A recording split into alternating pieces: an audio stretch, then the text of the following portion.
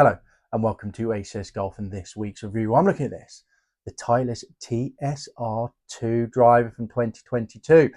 Now the reason I'm looking at this is because Titleist has just brought out their new GT lineup, which is replacing the TSR lineup. And so therefore, the TSR2 is being replaced with the GT2, which have just been released and you can go out and buy them right now. And therefore, because you can go out and buy the brand new GT lineup, obviously all the shops out there at the moment are trying to get rid of their old TSR stock. So therefore, they're heavily discounting the clubs. And obviously as well, because people, as they do, will want to go out and get the brand new driver and get themselves fitted for it. And therefore will want to get rid of their older drivers. And therefore the market as well is going to be flooded with these TSR models because they're being replaced, which therefore means you can pick up a really good deal because the price is going to drop in the second-hand market because more of these clubs are going to be online, and also the price in store brand new is dropping drastically as well because they want to get rid of their old stock. So therefore it is a perfect time to go out and buy yourself a Titleist driver, buy yourself this TSR model, because let's be honest, the difference between this TSR model against the GT model is really not going to be that much of a difference at all. Obviously, the looks on the bottom have changed a little bit, but the top looks exactly the same. Companies cannot change drivers. There's regulations in there that the face has to be so thick, the size of the club head, etc. So they really can't do that much with it. They can move around a little bit, and yes, maybe edge out a little bit more ball speed, a little bit more distance.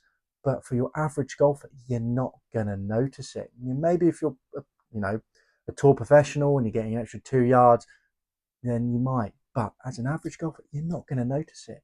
So therefore, it's a great chance, a great opportunity to get yourself, let's be honest, a fantastic looking driver and get yourself fitted for a fantastic looking driver, but at a fraction of the cost of a new one.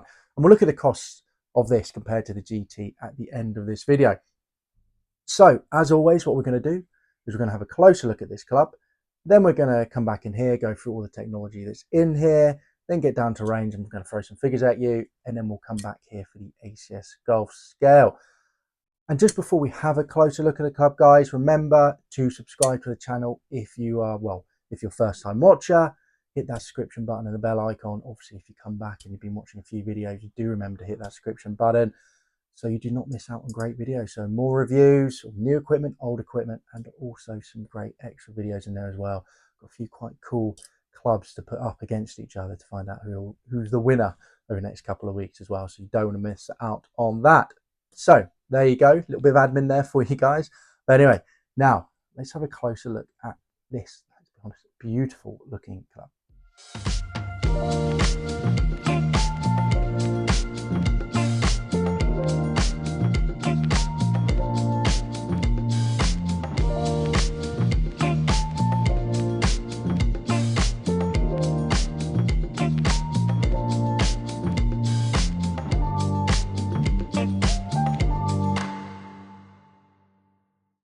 So there you go. What a gorgeous looking club.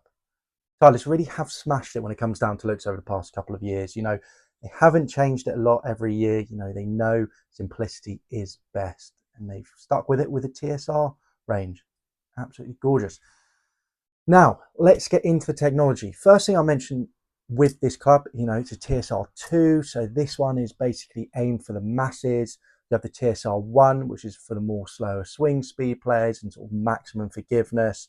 Then you had the TSR3, which you had that adjustability at the back, so you can sort of dial in your flight. A little bit more low spinning than this model, and also will, generally go a little bit further. So for your sort of better players.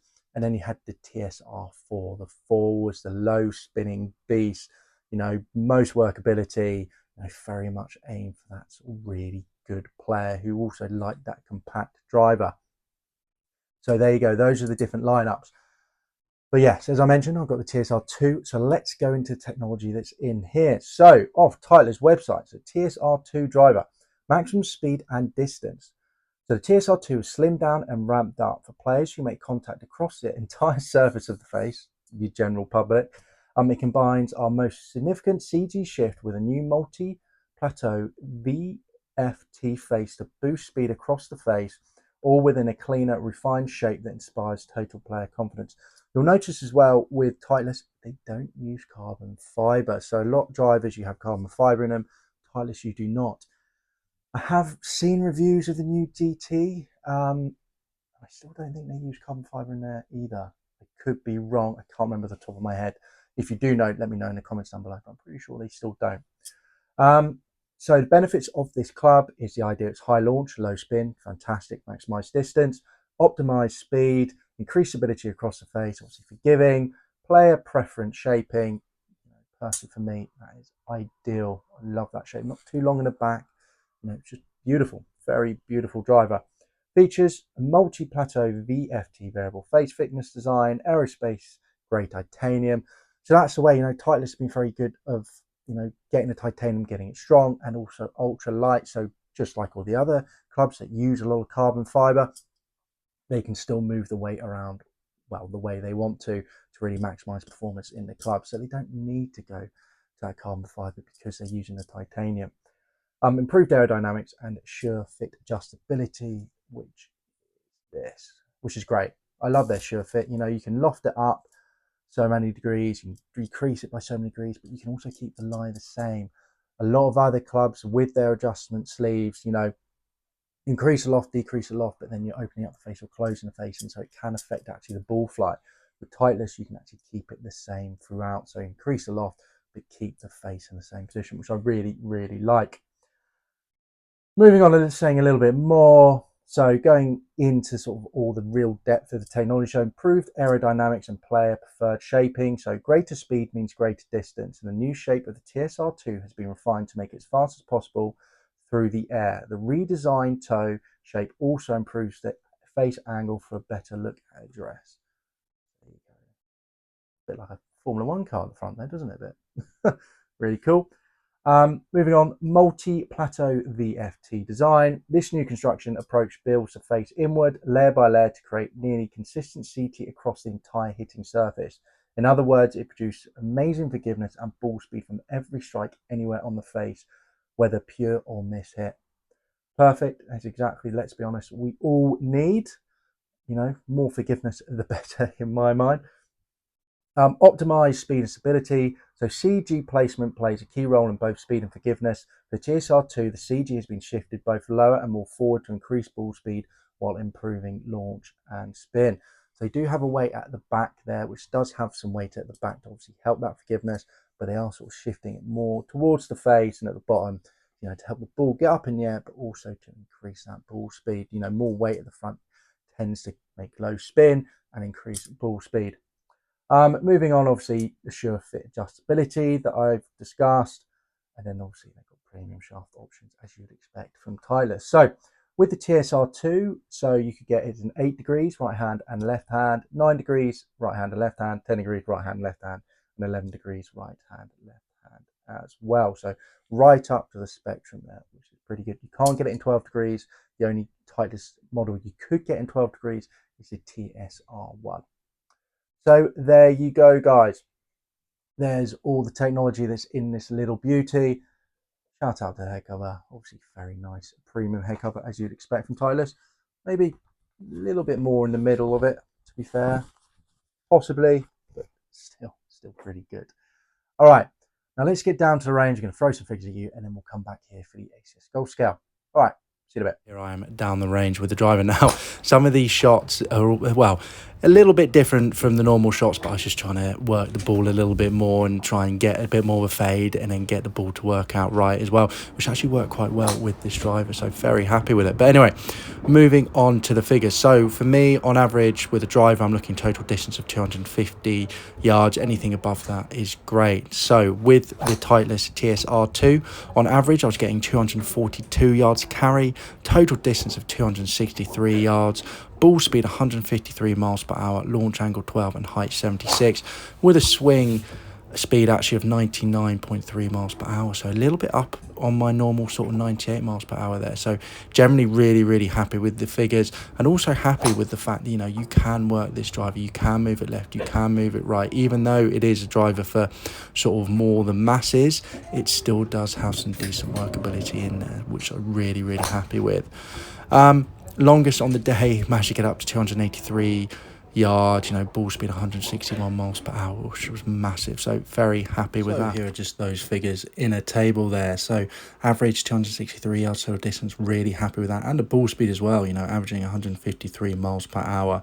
The shortest wasn't the greatest of hit, but still managed to roll out to 250 yards, so very happy with that. The ball speed only dropped down to 147 miles per hour, so not bad either. And then look at that longest one, where I absolutely got the swing speed up and managed to get it 283 yards total distance with a ball speed of 161 miles per hour.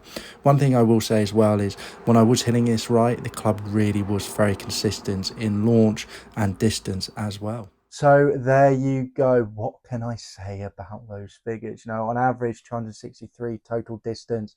You know, smashes my normal around the 250 mark. Carry 242. I was, you know, ball speed 153 miles per hour on average. You know, normally around the 150 mark. I was swinging, you know, 1.5, say, miles per hour quicker on the day, on averaging 99.3 miles per hour. Normally, I do swing around 98, so I was a little bit quicker. You know, it's a hot day, you know, felt really good in myself. So the swing was definitely up there, which is definitely going to increase some of that distance, you know. But to swing when I had that monster of 161 miles per hour, when I really came in, you know, got the swing up to 103, 104 miles per hour, you know, 161 ball speed there, 283 total yards distance, you know, absolutely amazing. Really happy with that. And so this thing does have some really good distance in it. Now let's get into the ACS goal scale. So we've got distance, feel, looks, price, and forgiveness. We've got 5 being the best, 1 being the worst.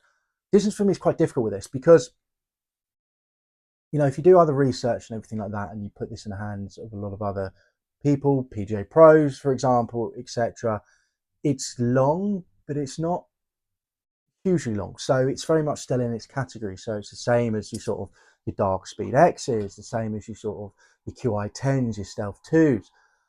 You know, it's not in the categories of your Stealth 2 Pluses, your Cobra Dark Speed LSs. Even though for me, those numbers would suggest so, because normally when I do a low spin driver, which isn't really suited for me because of my swing speed, that's normally the distance I'm getting. So really interesting. So do I think, so it's a difficult one. It's really difficult. But per the figures, I'm going to have to give it 4.5 out of 5. There's no other option. You know, with those figures, even though I'm swinging a little bit faster on the day, it has to be a 4.5 out of 5. You know, the Dark Speed X I've got here is a 4 out of 5. The QI10 I did was a 4 out of 5. The Stealth 2 that I played with last year was a 4 out of 5. But for me, just on the day, it had more. So therefore, it deserves that 4.5 out of 5, even though maybe on another day, I think it would have been in that 4 category. So do be aware of that. But overall, on the day, I am going to have to give it 4.5 out of 5. I cannot. With those figures, I cannot. Now, you know, I cannot give it a 4, basically. I cannot give it a 4. I have to give it 4.5 out of 5. Now, moving on to feel. So feel, 4.5 out of 5. Feels lovely. Always Titleist. When it comes down to drivers, feel-wise, I think Cobra. I love the feel Cobra drivers, modern Cobra drivers. Mizuno and Titleist for me are the best feeling drivers out there for like just the softness, just the general feel of them. You know, they really do feel really nice, and exactly what this did as well. So 4.5 out of 5 for it. And also being, even though it's a fully titanium driver, it doesn't sound tinny either. It doesn't sound like a ping. You know, it still sounds very carbon-ish, really, carbon-ish, if that's a word. But it does, you know, it's muted. It's really nice sound. So yeah, 4.5 feel, and yeah, feel and sound. If I was going to put sound in there as well. Moving on to looks, 4.5. I mean, it's gorgeous, absolutely gorgeous. Beautiful driver, absolutely beautiful. Enough said, it is gorgeous. Right, exactly shape I want. I love the bottom of it, the whole profile of it.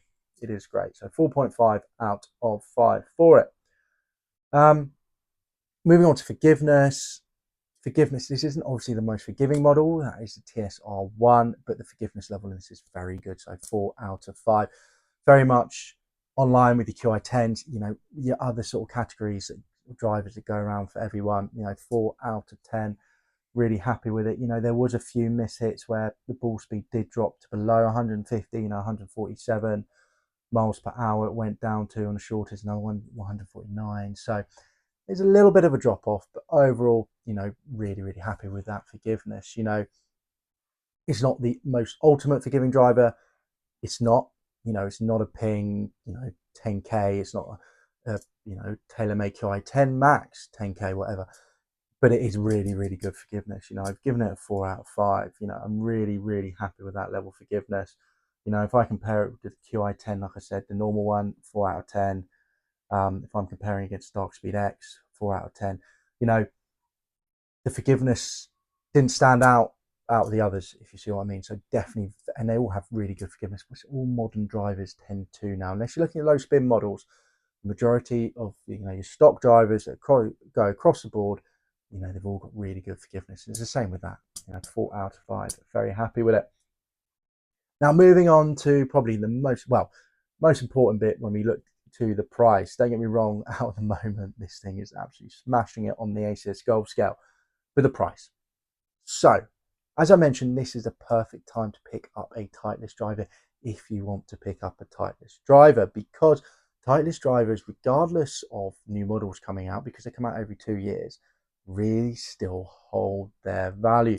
They don't drop it like Cobras do. They don't drop it like TaylorMade did. I mean, Stealth 2 last year, the price had really come down.